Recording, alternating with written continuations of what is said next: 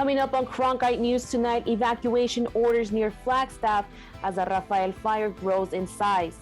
And later, we'll give you the updates on the continuous budget debates in the Arizona legislature. And later on Break It Down, the gender gap in careers in science, technology, engineering, and mathematics. Cronkite News starts now. Good evening and welcome to Cronkite News on Arizona PBS.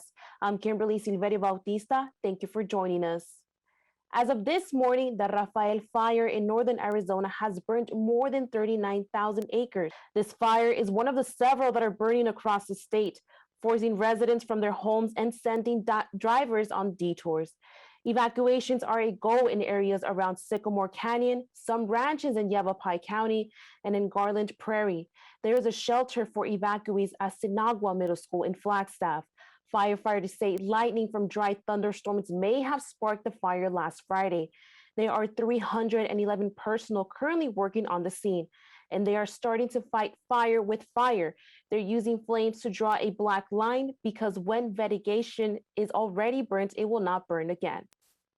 The firing operations will plan to continue today. And so we do expect a little bit of smoke coming off of that and into the next couple of days as we continue to do those firing operations. The Rafael Fire is still 0% contained. So far, no homes or businesses have been lost. Richardson says the cloud covering and cooler weather have helped crews fight the fire. Expansion of the school voucher program was voted down at the state capitol today. The expansion was offered as an amendment to the education funding bill in the House. There were 10 amendments on the funding bill. Teachers again filled the gallery to show their support for education funding. Yesterday, the flat tax was passed. In response, the group Progress Arizona projected messages on the Capitol building. The messages said 1.9 billion tax cut for the rich while the state burns and kids go hungry. Shame. Vice President Kamala Harris is touring the U.S. southern border for the first time since taking office. She arrived in El Paso this morning to visit a migrant processing center. Harris also spoke with migrants at Customs and Border Protection facility. Harris is leading the Biden administration efforts to stem the flow of migration from Central America through Mexico. She says the reason for the trip is to learn about the root causes about migrating to America. As you all have heard me say many times, I strongly believe that most people don't want to leave home, and when they do, it is because either they are fleeing some harm or because to stay means that they cannot provide for the basic necessities of their family. That belief has been reinforced throughout our day today. Earlier this month, she visited Guatemala and Mexico. The U.S. has seen a surge of border crossing in the last few months. Customs and Border Protection says it's encountered more than 180,000 migrants in May. The FDA says it plans to add a warning to COVID-19 mRNA vaccines about the risk of myocarditis and pericarditis. Those terms refer to inflammation of the heart muscle and tissue surrounding the heart. The Pfizer and Moderna vaccines are both mRNA vaccines. This all comes after reports of inflammatory heart conditions among some young adults and teens who were recently vaccinated. In general, the cases appear to be rare and mild, and they resolved quickly. Health experts emphasize that the benefits of mRNA COVID-19 vaccines outweigh the risks. For the most part, those cases are rare, 300 out of 20 million. They are mild. They are generally what we say self-limited, or they go away with standard care, with minimal amount of care. And all of these people tend to do very well. The CDC says people with a history of heart inflammation can still receive any COVID-19 vaccines, but those who suffered rare cases of myocarditis after the first dose of an mRNA COVID-19 vaccine should hold off on the second dose. Coming up next on Cronkite News, a new autism center opened in Tucson. We cover how they provide families and children support.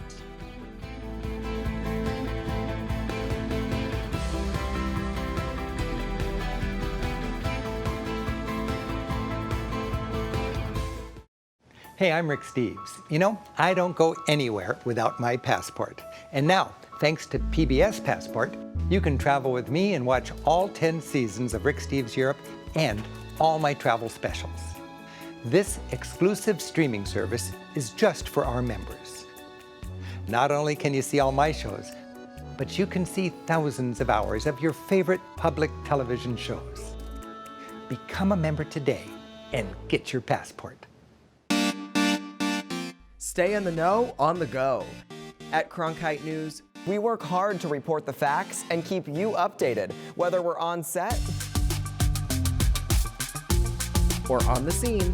Taking it from the studio to the field. So I'm here in South Phoenix. In Phoenix, we're just a click away. Follow us on Facebook and Twitter, or find us online at cronkitenews.azpbs.org. Watch Arizona PBS any way you want, on air and online. Download the PBS video app to stream your favorite PBS programs anytime you want. And you can even watch Arizona PBS live, wherever you are, right from our website at azpbs.org. Don't forget about all your favorite PBS Kids shows, too, on the PBS Kids video app. Watch Arizona PBS, your way today.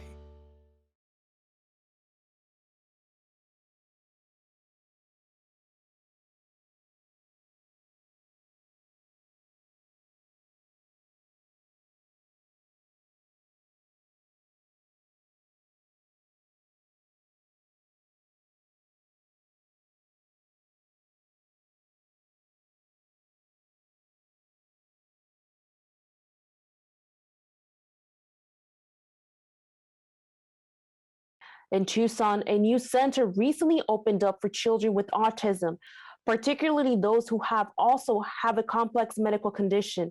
The pandemic pushed the opening of the new space until this year. Cronkite News reporter Constantina Giuliano went down to Tucson to see the new center. It's a one-of-a-kind space. Our real vision was creating a space that was designed for sensory needs.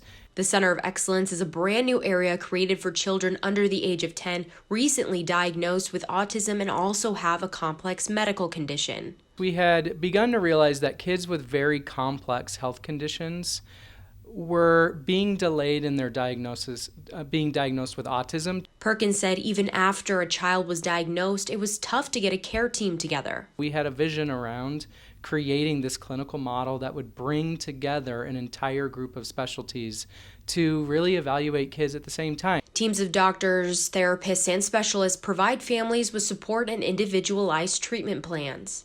Everybody does their assessments. We're able to interview the parents, work with the child one-on-one with each therapist, and provide a number of different goals and recommendations. At the Center of Excellence, children come to rooms just like this one. And each room is equipped with different elements that help the children. The center's new building wasn't able to open until this year. The space was done in summer of 2020. And at that time, we were doing mostly telehealth, so we kind of had to wait. Even though the center is in its early stages of operation, the team is already seeing results. One team member wrote a note about a success they had. And she said this was a child she had been seeing for about a year. And over that year, that child had never made eye contact or ever smiled at her over her course of working with them. And the very first time being in the room, she put them in the swing, wrapped them up, and within seconds, the child looked at her in the eyes and gave a really big smile. The team hopes the progress continues and the patients continue to flourish. Serving more families, again, when you have that recent diagnosis, where do we go? What do we do? In Tucson, Constantina Giuliano, Cronkite News.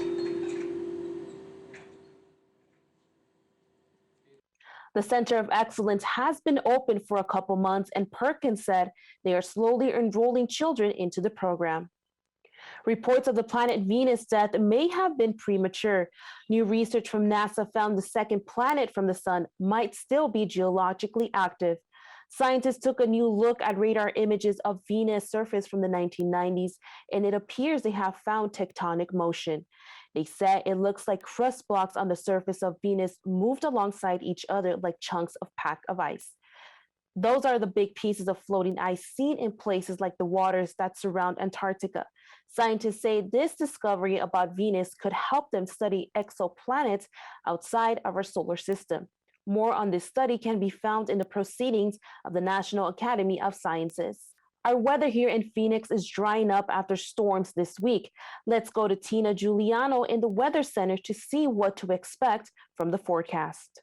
Yeah, we're seeing some pretty hot and dry temperatures throughout the rest of our weekend. Looking at tomorrow, 108 here in Phoenix, and up in the Grand Canyon, 82, Flagstaff, 76. Those are some pretty nice temperatures, but we are still dealing with some fires up there. So you're probably going to want to stay over here, unfortunately, in the 108 triple-digit area. 103 here in Tucson, and take a look over at Bullhead City with 112. I mean, these are some pretty hot and dry temperatures. Make sure to stay hydrated, especially if you're staying in the valley. Tomorrow we're seeing 106 in Paradise Valley, same in Scottsdale and Mesa, kind of across the board, those triple digits, 106, 107.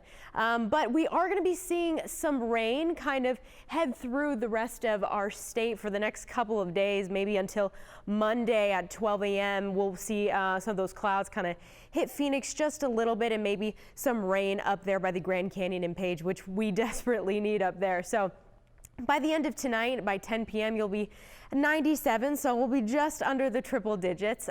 Clear skies, very nice temperature, at least for us here in Arizona. But we are going to be seeing some sunny skies, 110 by Sunday, and we are starting our work week off with a little bit % chance of rain. Tuesday and Wednesday, we'll be seeing those clouds again, kind of through the rest of our week, 99 degrees. By next weekend, by next Friday, we'll be seeing 101 with our sunny sky back at it again. So in the Weather Center, Tina Giuliano, Cronkite News. Coming up next in local news, a trail at Montezuma Castle is closed to visitors. We'll explain how this helps our wildlife.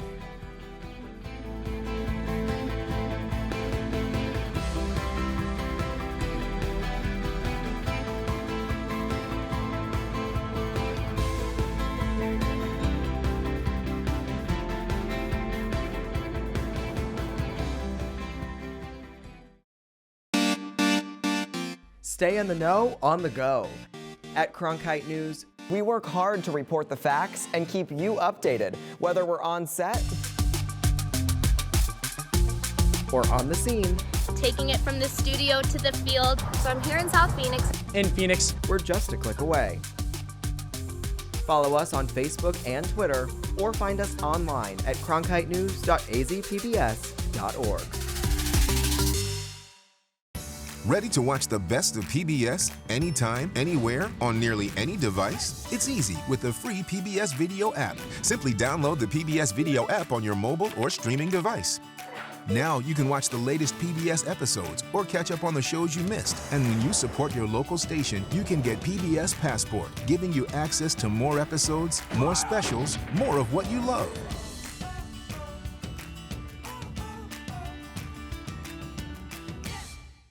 Cronkite News provides students at ASU's Walter Cronkite School of Journalism with the opportunity to gain real-world experience in the newsroom. At Cronkite News, our students produce professional content for audiences by taking on all roles, whether they be reporting, anchoring, producing, or studio production.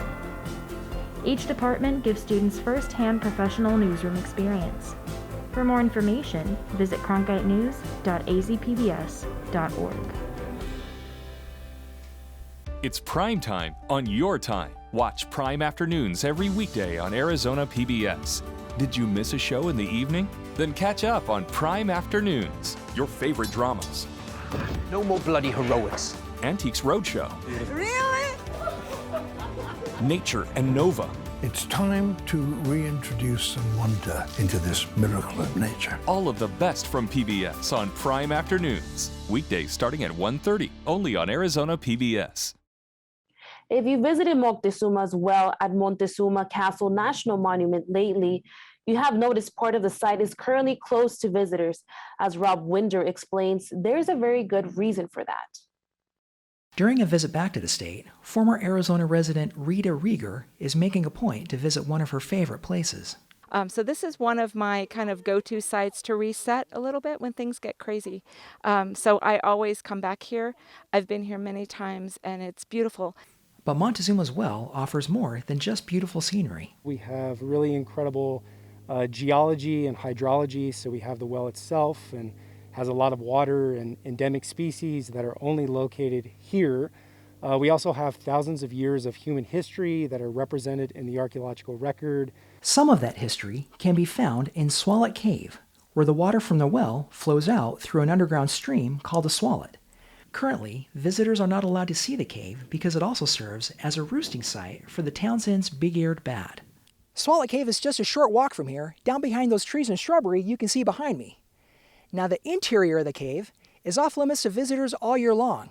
But during the bat's roosting season, the presence of people even near the mouth of the cave can cause problems. According to bat expert Rick Sherwin, unlike many bat species, the Townsend's big-eared bats do not roost in the crevices of a cave wall, but in places in the cave where they're likely to be visible. And for the mother bats, regulating the temperature of their roosts is a full-time job that keeps them awake for long hours. In other times of year, they may be hibernating or they may be in torpor, and you could go past them and they'd never know.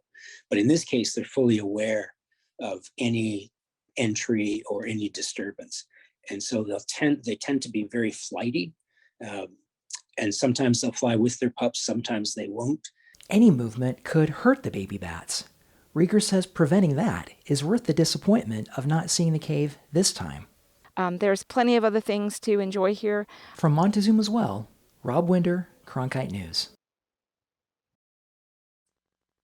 And it won't be long before visitors will be allowed to see the cave again.